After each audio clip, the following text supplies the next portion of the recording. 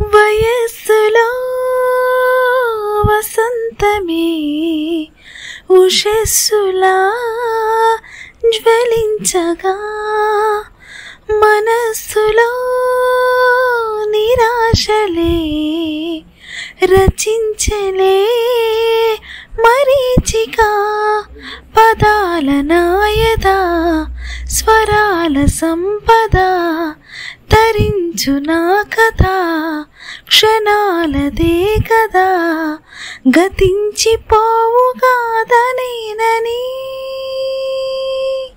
ఆమని పాడవే హాయిగా, మూగవై పోకు ఈ వేళ.